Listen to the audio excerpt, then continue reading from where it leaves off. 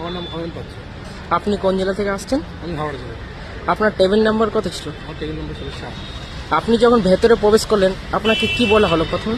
আমাকে প্রথমে আসতেই ওনারা জিজ্ঞাসা করলেন যে আপনার নাম কি। তারপরে ওনারা একটা সই করালেন। তারপরে ওনারা বললেন যে আপনার লাস্ট কোয়ালিফিকেশান কী সেটা বললাম।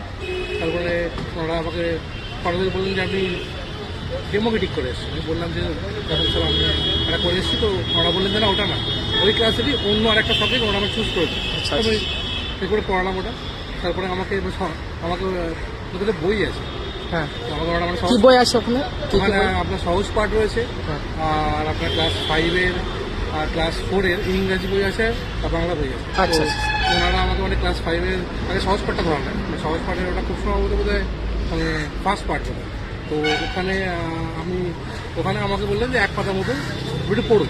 আচ্ছা, পড়লাম। তো ওর মধ্যে থেকে আমাকে কোয়েশ্চেন করলেন। তারপরে আমাকে মানে আপনার ক্লাস 5-এর ইংলিশ বইটা ধরালেন। যদি বললেন যে 1 পাতার মতো ওই জায়গা থেকে পড়ুন। তো আমি তো অলরেডি আপনার টিউশন পড়াই 5-কে। তো মানে পড়লাম। ওখান থেকে আমাকে 3টে ওয়ার্ডের মানে জিজ্ঞাসা করলেন। কি কি স্যার মনে আছে কি আপনার? হ্যাঁ, একটা হচ্ছে ক্লাসেস, হ্যাঁ, একটা হচ্ছে এসকেপ, আর একটা ঠিক মতো মনে পড়ছে।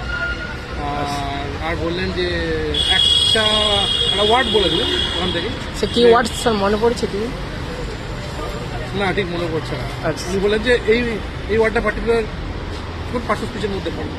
বললাম, তারপরে ঠিক আছে। কত মিনিট ছিলেন ভেতরে আপনি? আমি কতক্ষণ ছিলাম? খুব বেশি হলে 8 থেকে 9 মিনিট। আচ্ছা, থ্যাংক ইউ স্যার, আপনার দিনটি শুভ হোক। হাই একাডেমির তরফ থেকে আপনাকে অসংখ্য ধন্যবাদ।